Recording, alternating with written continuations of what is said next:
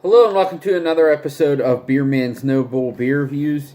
Today I have another beer from High Branch Brewing Company out of Concord, North Carolina. This beer is called, well, I was going to show the picture on the screen, but it doesn't say the name on the front. You see, it just has that infinity symbol, but on the back it says the name. It's Amalgam. And description just says barrel-aged blended sour ale, dry hopped with Chinook. A blend of barrel-aged saison and barrel-aged golden sour. Both beers aged for over 10 months before blending, and then lightly dry hopped with Michigan-grown Chinook hops. 5.1 ABV, and as you can see, it's a 500 milliliter bottle. I'm going to crack this open and see what we got. Whoa. It's a little aggressive. I'm assuming this is bottle condition. I had this on tap and I didn't remember it being that carbonated, so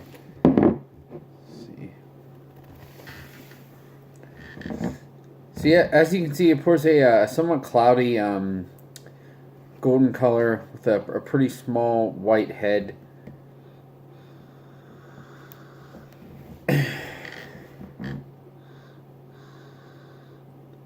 So there's a little bit of like oaky vanilla character, a little bit of like Brett funk. You do get the hops a little bit. It's one of those ones with like the hop sours where you don't necessarily smell and or taste this hop specifically, but you just know the general interplay that they have with the wild beer, and that's the aroma that I'm getting. It smells pretty nice.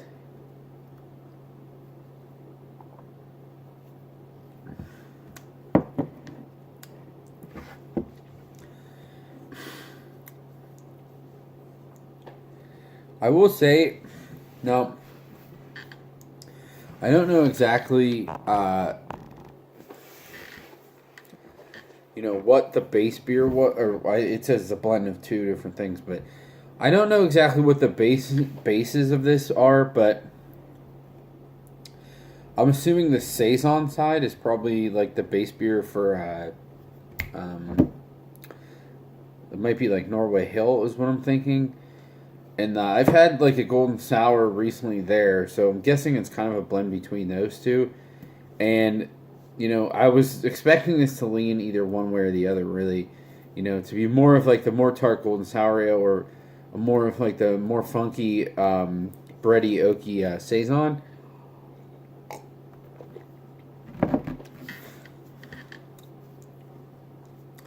But really, it's kind of perfectly in the middle, which actually really makes this a unique beer,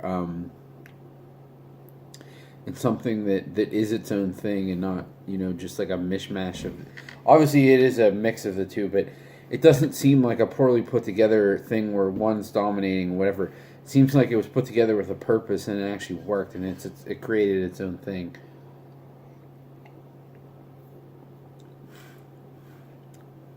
The flavor has a little bit of like that minerally character, but then it finishes more acidic and tart. It's like a more gentle, like golden sour. It still has a little bit of that oak. The other thing that's interesting is, and I don't know if this is from the hops or from something from the yeast or a combination of both, but excuse me. It does have a very nice fruity character that's reminiscent of like peach rings.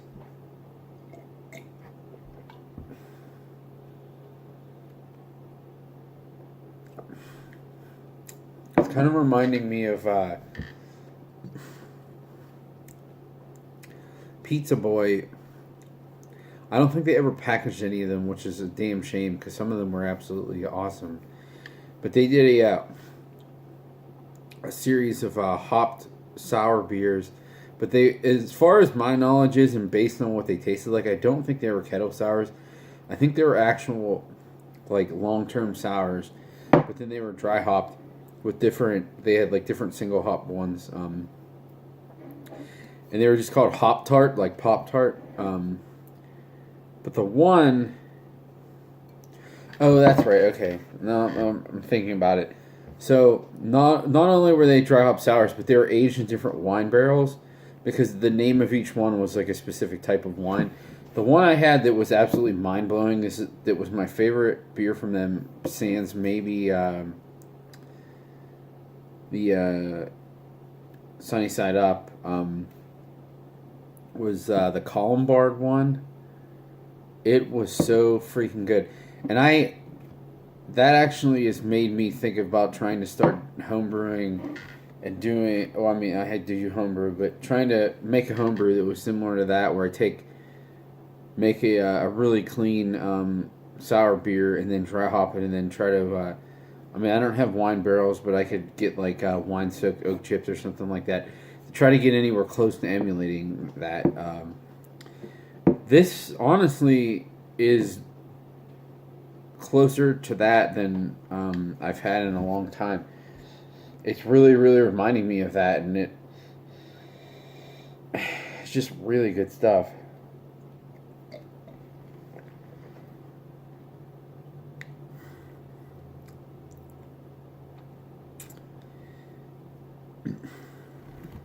You know,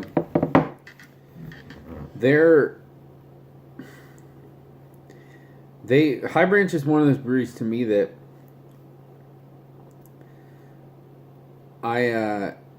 some people like don't give them enough credit, because they don't make, at least for me, they don't make anything that's like completely mind-blowingly amazing. But they're getting closer and closer to that point where everything they make is very, very good.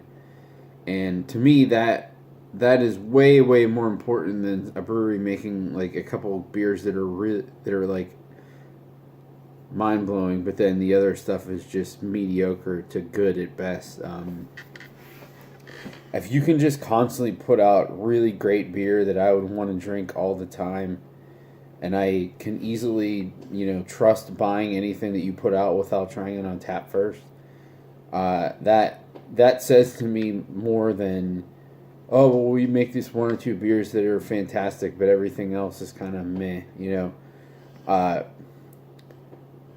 and I know eventually they're going to get to the point where they're staying where they are in that quality of everything being great, but then they're going to even have those ones that go beyond that level at some point. I haven't seen it yet for the most part, besides maybe the Apple Brandy Poke was absolutely fantastic. That's probably like the one exception. But